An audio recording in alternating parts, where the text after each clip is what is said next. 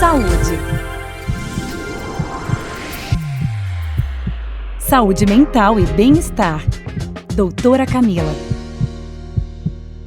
Eu falei anteriormente que os sintomas de depressão podem variar entre as pessoas, mas que há dois deles que a presença é essencial para o diagnóstico do transtorno depressivo. Então são eles: a tristeza, intensa, duradoura, que ela pode ser expressa como uma sensação de vazio ou até mesmo falta de sentido na vida. O segundo chama anedonia, ou seja, a falta de interesse e perda de motivação e o prazer na vida, ou até em atividades que a pessoa gostava anteriormente. Eu falei também sobre outros sintomas que podem compor o quadro depressivo, como irritabilidade, alteração no sono, dificuldade de memória e concentração, pensamentos de autodepreciação e insensibilidade. No programa de hoje, eu vou falar sobre mais alguns sinais que a depressão pode apresentar, lembrando que apresentar um sintoma ou outro pontualmente não vai significar que você tem um transtorno, tá? Então vamos lá. Primeiro é isolamento social. Então, além de ser um sintoma, pode ser consequência da depressão e o oposto do que o paciente precisa. Por mais que a pessoa se isole, amigos e familiares devem insistir em estar por perto. O segundo é dificuldade para organizar a vida. Projeto de trabalho, arrumar a casa, pagar as contas no dia certo parecem ser tarefas rotineiras, mas na depressão elas ficam prejudicadas.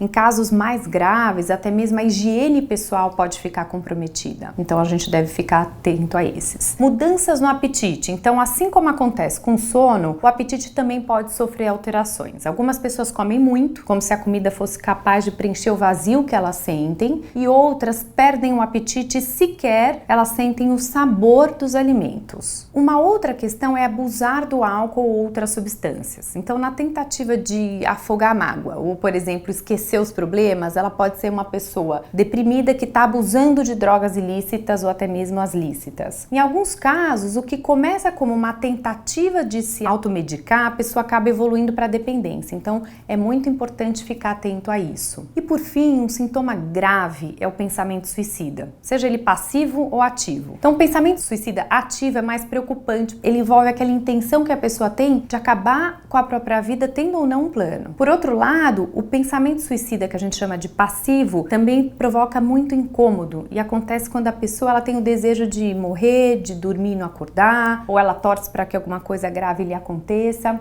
e isso também é grave. Então a depressão ela é uma doença crônica, como o diabetes e a hipertensão, por exemplo, sendo que a intensidade e a duração dos sintomas eles vão variar de pessoa para pessoa. Então, assim como algumas outras doenças crônicas, não há cura, mas há tratamento eficaz em que as pessoas costumam não somente melhorar dos sintomas, como também melhorar o enfrentamento delas para uma série de situações e elas vão ter também importante qualidade de vida. Então, se você suspeita que algum amigo, um familiar ou até mesmo você possa estar com depressão, procure um psiquiatra. Você será avaliado e você vai lembrar que se você não tiver verba para um atendimento particular, a gente tem os Centros de Atenção Psicossocial, que são os CAPs, que eles fornecem atendimento gratuito em diversas regiões e localidades do Brasil. Era esse assunto muito importante que eu queria falar para vocês hoje, a continuação dos sintomas depressivos que eu já apresentei em outro momento. Até a próxima e se quiser sugerir algum tema, escreva para mim, doutoracamila@jovempan.com.br.